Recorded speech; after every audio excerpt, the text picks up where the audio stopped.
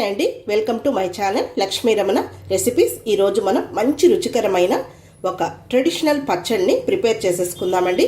ఇది రాయలసీమ స్పెషల్ అండి. మామూలుగా మనకు నోటికి ఏమీ తినబుద్ధి కానప్పుడు ఇలాంటి పచ్చడి అయితే చాలా బాగుంటుందండి.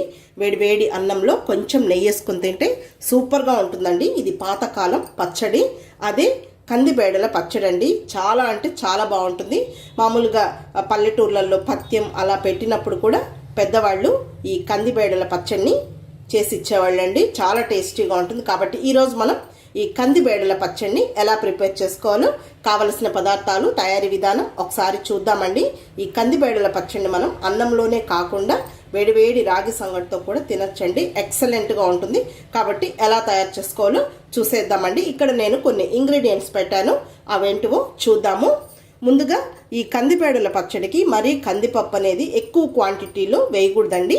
ఇక్కడ నేను ఒక 3 టేబుల్ స్పూన్ల కందిపప్పు తీసుకున్నానండి. చూడండి, ఈ సైజు కప్పుతో 1 కప్పు, ఇది చిన్న కప్ అండి. ఈ క్వాంటిటీకి ఒక 10 ఎండుమిరపకాయలు తీసుకున్నానండి. మీరు చేసే పచ్చడి క్వాంటిటీని బట్టి కందిపప్పుని, అలాగే దానికి తగినట్టుగా ఎండుమిరపకాయలని వేసుకోవాలి. ఇక్కడ నేను 3 టేబుల్ స్పూన్ల కందిపప్పుకి ఒక 10 ఎండుమిరపకాయల్ని తుంచి పెట్టేశానండి. అలాగే డైరెక్ట్గా ఫ్రై చేయకుండా మనం ఇలా తుంచి వేసామంటే విత్తనాలు కూడా వేగి పచ్చడి అనేది కమ్మగా ఉంటుంది. అందులోకి ఒక 1/2 టీ స్పూను జీలకర్ర, రుచికి సరిపడా రాళ్ళుప్పు, తరువాత ఒక 6 వెల్లుల్లి రెబ్బల్ని లైట్గా పొట్టు తీసుకొని కచ్చాపచ్చగా దంచి పెట్టుకోవాలి.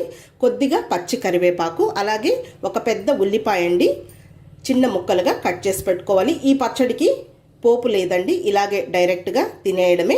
తర్వాత చిన్న నిమ్మకాయ సైజు అంతా చింతపండుని నీట్గా వాష్ చేసుకొని ఒక 10 నిమిషాల ముందు నానబెట్టి పెట్టుకోవాలి. మామూలుగా మరుసటి రోజు తినేటప్పుడు ఉల్లిపాయ స్మెల్ వస్తుంది అని అనుకుంటే మీరు ఈ పచ్చడిని ఒకే రోజుకి అయిపోయేటట్టు చేసుకోవాలి. ఉల్లిపాయ వేస్తేనే అండి ఈ పచ్చడి టేస్టు. లేదు మీకు ఇష్టం లేకపోతే, ఉల్లిపాయ ఇష్టం లేని వాళ్ళు ఉత్త వెల్లుల్లిపాయని వేసి చేసుకోండి. ఇప్పుడు మనం ఎలా తయారు చేసుకోవాలో చూద్దాము. ముందుగా స్టవ్ వెలిగించుకొని ప్యాన్ పెట్టుకొని ఒక 1/2 టీ స్పూన్ నూనె వేసుకోవాలి. ఈ పచ్చడికి నూనె కూడా అంత ఎక్కువ పట్టదండి. ఇప్పుడు మంటని మీడియం ఫ్లేమ్లో పెట్టేసుకోవాలి. ముందుగా ఈ కందిపప్పుని ఫ్రై చేసేసుకుందాము. మరి కందిబేడల పచ్చడికి ఎక్కువ కందిపప్పు వేయకూడదండి. ఎక్కువ కందిపప్పు వేసామంటే టేస్ట్ ఉండదు. ఇప్పుడు మీడియం ఫ్లేమ్లో ఇలా కలుపుకుంటూ ఒక 3-4 నిమిషాలు టైం పడుతుంది. మంచిగా కమ్మటి వాసన వచ్చి దోరగా వేగేటట్టు మనం ఈ కందిబేడల్ని వేయించుకోవాలి. కందిపప్పు ఏమాత్రం వేగకున్నా కూడా కానీ పచ్చడి టేస్ట్ అస్సలు బాగుండదండి, పచ్చి వాసన వస్తుంది. అయితే ఇలా కలుపుకుంటూనే మనం వేయించుకోవాలి, లేకపోతే ఒకటి మాడిపోతుంది, ఒకటి వేగదు. చూడండి, రంగు మారింది. ఇది కొంచెం ముందుగానే తీసేయాలి మనం చల్లారే లోపల కూడా మళ్ళీ కలర్ వస్తుంది.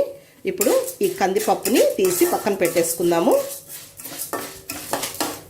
చూడండి, ఇలా దగ్గరగా చూపిస్తున్నాను. ఈ విధంగా వేగాలి. ఇది మళ్ళీ చల్లారిన తర్వాత కూడా మళ్ళీ కలర్ అనేది మారిపోతుంది. ఇక్కడ చూడండి, పెనుములో కొద్దిగా నూనె ఉంది, చాలు, ఇంకొద్దు. ఇప్పుడు ఈ ఎండుమిరపకాయలు కూడా వేసేసుకుందాము. తర్వాత కరివేపాకు కూడా వేసేసుకుందాము. కొద్దిగా కరివేపాకు వేసుకుంటే పచ్చడిలో టేస్ట్ బాగుంటుందండి. ఇంకా ఈ ఎండుమిరపకాయలు కూడా మీడియం ఫ్లేమ్లోనే ఇలా కలుపుకుంటూ 1 నిమిషం ఫ్రై చేసుకోవాలి. చూడండి, మనకు ఆ నూనె సరిపోయింది. ఇవి వేగేదానికి మాత్రమే అండి నూనె, మరి ఎక్కువ వేయకూడదు. మళ్ళీ పచ్చడి వేరేగా ఉంటుంది టేస్ట్ అనేది.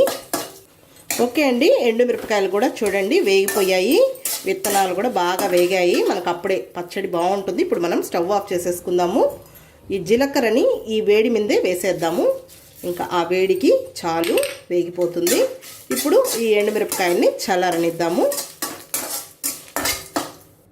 ఓకే అండి, ముందుగా ఈ ఎండుమిరపకాయలు చల్లారిపోయాయి. ముందు మిక్సీ జార్లోకి తీసేసుకోవాలి. మీకు రోల్ అవైలబుల్ ఉంటే రోట్లో కూడా చేసుకోవచ్చు, కానీ మిక్సీలో కూడా అచ్చు రోట్లో లాగే చేసుకోవచ్చు అండి. ఇప్పుడు పచ్చడికి సరిపోయినంత రాళ్ళుప్పుని వేసుకుందాము. ముందు దీన్ని జస్ట్ ఒక్కసారి గ్రైండ్ చేయాలి. చూడండి, ఈ విధంగా వేయాలి, మెత్తగా వేయకూడదు. ఇప్పుడు ఇందులో ఈ కందిబేడలు ఉన్నాయి కదా, కందిపప్పు వేయించింది, అది ఇందులో వేసుకోవాలి. తర్వాత ఇది కూడా ముందుగా జస్ట్ ఒక్కసారి బ్లెండ్ చేయాలి. ఓకే అండి, చూసారా, ఈ విధంగా గ్రైండ్ చేయాలి. ఇప్పుడు నానబెట్టుకున్న చింతపండు వేయాలి. ఏం కారం ఉండదండి. పచ్చళ్ళు అంటే మనకు కొద్దిగా కారంగా ఉంటేనే బాగుండేది. ఆ పులుపుకి ఆ కారానికి సరిపోతుంది, లేకపోతే తీయగా ఉంటాయండి. ఇప్పుడు చింతపండు నానబెట్టుకున్న నీళ్లు కొద్దిగా వేసుకొని ఇప్పుడు కంటిన్యూగా కాకుండా నిలుపుకుంటూ గ్రైండ్ చేసుకోవాలి. ఈ కందిబేడల పచ్చడి మరీ నున్నగా ఉండకూడదండి, కొంచెం అట్లా బరగ్గా ఉండాలి లైట్గా. చూడండి, పచ్చడి అనేది మరీ మెత్తగా కాకుండా ఆ కందిబేడలు కందిపప్పు మనకు లైట్గా అక్కడక్కడ అలా చిన్న చిన్న పలుకుల్లాగా కనిపించాలి. తర్వాత ఈ పచ్చడి మరీ గట్టిగా కూడా ఉండకూడదండి. ఇప్పుడు ఇందులో కచ్చా పచ్చగా దంచుకున్న వెల్లుల్లి కూడా కొంచెం ఎక్కువగా వేసుకోవాలి, అప్పుడే టేస్ట్ బాగుంటుంది. తర్వాత ఉల్లిపాయలు. మీరు ఒక పని చేయండి, ఈ పచ్చడిని మీరు స్టోర్ చేసుకోవాలనుకుంటే ఉల్లి వేయకుండా తినేటప్పుడు మాత్రం ఇలా ముక్కలుగా కట్ చేసి వేసేసుకోవచ్చు. అలా చేయండి. మేమైతే ఒక రోజుకే తినేస్తాం కాబట్టి కంపల్సరీగా ఉల్లిపాయ వేసే చేసుకుంటామండి. పచ్చళ్ళలో ఉల్లిపాయ లేదే అస్సలు తినము. తర్వాత ఇదే పచ్చడిని పోపు పెట్టే పచ్చళ్ళు కూడా ఉన్నాయండి. నేను ఇవన్నీ అయిపోయిన తర్వాత 1 by 1 అవి కూడా చేసుకుంటూ వస్తానండి. ఇప్పుడు దీన్ని కూడా జస్ట్ ఒక్కసారి బ్లెండ్ చేసుకోవాలి. చూడండి, పచ్చడి ఫైనల్గా మనకు రెడీ అయిపోయింది. చూడండి, ఆ ఉల్లిపాయ అవన్నీ కూడా. ఇప్పుడు చింతపండు నీళ్ళు కొన్ని ఉన్నాయండి, మనం గిన్నెలో వేసుకున్న తర్వాత మిక్సీ జార్లో కొన్ని వేసేసుకుంటే సరిపోతుంది. నేను ఇక్కడే మిక్స్ చేస్తున్నాను, మరీ గట్టిగా ఉన్నా కూడా బాగుండదు. ఇప్పుడు ఇదంతా కలిపేసేసుకోవాలి. ఓకే అండి, ఇప్పుడు పచ్చడి రెడీ అయిపోయింది. డిష్ అవుట్ చేసేసుకుందాము. ఓకే అండి, ఇప్పుడు నేను ఒక ప్లేట్ తీసుకున్నాను. ఇలా వేడి అన్నంని ప్లేట్లో వేసేసుకోవాలి. ఇప్పుడు ఈ పచ్చడిని ఈ గిన్నెలోకి తీసేసుకుందాము. ఇక్కడ నేను నెయ్యి పెట్టానండి, నెయ్యితో అయితే చాలా బాగుంటుంది ఈ కందిపేడల పచ్చడి. తర్వాత అన్నం పైన కొద్దిగా వడ్డించుకుందాము. ఇప్పుడు కొద్దిగా నెయ్యి వేసుకుందాం.